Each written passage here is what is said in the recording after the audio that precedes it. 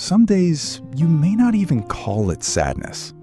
The house is simply quieter than it used to be. The phone does not ring as often. The calendar has more empty spaces. Meals are simpler now. Evenings feel longer. Weekends arrive with too much silence. And somewhere inside, you may begin to wonder, do I still matter in anyone's life? If you have felt this way after losing someone you love, or after retiring from work that once gave shape to your days, please know this. You are not the only one. Many people go through a season when they slowly pull away from others, not because they do not care, not because they are weak, but because life has changed so deeply that they no longer know where they fit. Loss can change the sound of a home.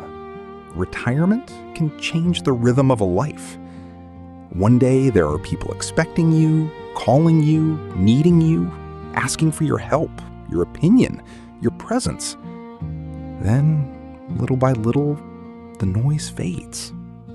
The job ends, the children are busy, friends move away, grow ill, or pass on. The person who used to sit across from you at dinner is no longer there. When that happens, isolation can begin quietly. At first, it may feel like rest. You turn down one invitation because you are tired. You do not call someone because you do not want to bother them. You stay home because it feels easier than explaining how different you feel. But over time, that quiet protection can become a wall. If you have built such a wall, do not shame yourself for it. Sometimes the heart pulls back because it has been hurt. Sometimes the mind needs stillness before it can face people again. Sometimes a person who has spent years being strong simply does not want to explain why they are struggling. But there is something important to remember. Being quiet for a while does not mean you have disappeared. Being alone does not mean you are unwanted. And needing connection doesn't make you a burden. It makes you human. The hardest part after loss or retirement is often not just being alone. It is feeling less included in the small things. You may miss the quick phone calls, the daily conversations, the ordinary reasons people used to reach out. You may miss being asked, being needed, being part of someone's everyday life. That feeling is real, but it is not the end of your story. You do not have to rebuild your whole social life in 1 week. You do not have to join a large group, explain your grief to everyone, or suddenly become outgoing. Reconnection can begin in a much smaller, gentler way. Sometimes, all you need is one small bridge back to the world. The first bridge can be a simple message. Many older adults hesitate to reach out because they do not want to pressure their children, relatives, or friends. They think, they are busy. I should not bother them. But a message does not have to ask for much. It does not have to carry sadness or blame. It can simply be a warm sign of life. You might write, I saw something today that reminded me of you. It made me smile. Or, I was thinking of you today. No need to call back right away. I just wanted to say hello. Or, I hope your week is going okay. Sending you a little love today. A message like that does not demand anything. It does not make anyone feel guilty. It simply opens a small door. And sometimes, a relationship begins to breathe again through a door that small. Another way to reconnect is to create one small routine that brings you near people again. After retirement, the week can feel too wide. Without the structure of work, days may blend into one another. After loss, even familiar routines may feel empty because the person who shared them is gone. That is why a small, repeated appointment can matter so much. It might be walking in the same park every Tuesday morning. It might be having coffee at the same place once a week. It might be calling one friend every Sunday afternoon. It might be going to the library, a church gathering, a community center, or a class where people begin to recognize your face. You do not have to become close friends with everyone right away. Sometimes healing begins with simply becoming a familiar face again. A cashier who remembers you, a neighbor who waves, a group where someone says, "Good to see you." These small moments may not seem dramatic, but they remind the heart that it still belongs somewhere. A third step is to find one way to feel useful again. After retirement, many people do not only miss the paycheck, they miss the feeling of being needed.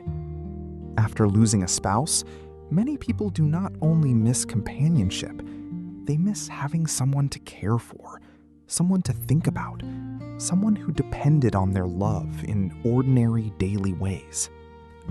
But your usefulness has not ended. It may only need a new shape. Purpose does not have to be loud. It does not have to be impressive. Sometimes purpose is a phone call, a recipe shared with a grandchild, a card sent to someone who is also alone, a story written down for the family, a plant cared for, a neighbor checked on, a few hours of volunteering, a piece of wisdom offered when someone younger is ready to listen. You still carry years of memory, skill, patience, humor, and love. Those things do not retire. They do not vanish because your home is quieter. They are still part of you, and they can still warm the lives of others. If going out feels difficult because of health, energy, hearing, transportation, or simple tiredness, your step can be even smaller. You might leave a short voicemail. You might send a card. You might ask one person for one clear, time-limited favor. Would you be able to stop by for 20 minutes this week? Or could we schedule a call on Thursday afternoon? Asking clearly is not the same as being helpless. It gives others a way to show care without guessing what you need. And as you begin reconnecting, remember this. Slow progress is still progress. Maybe someone will not answer right away.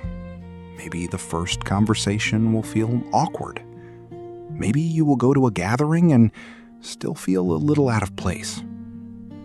Maybe you will have a good day, then a hard evening. None of that means you have failed. One unanswered message does not mean you are unwanted. One quiet weekend does not mean your life no longer matters. One awkward beginning does not mean you should stop trying. You are learning how to belong again in a life that has changed. That takes time. It takes patience. It takes gentleness with yourself. So today, do not ask yourself to do everything. Do not force yourself to become cheerful.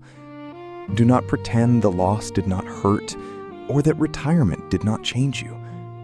Simply choose one small bridge.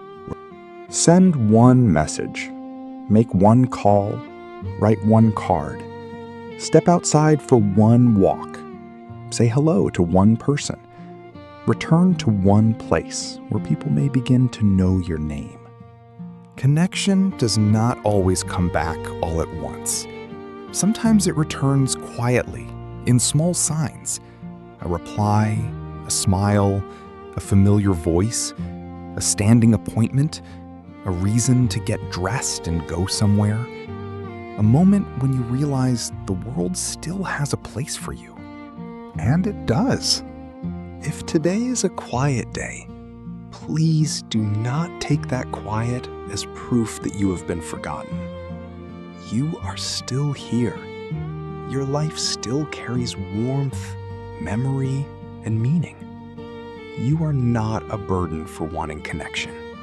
You are not weak for missing people. You are not invisible just because the phone has been silent. You may have lost a role. You may have lost a person. You may have lost the old rhythm of your days. But you have not lost your worth. Go slowly. Begin gently. Choose one small bridge back. You do not have to walk this part of life alone.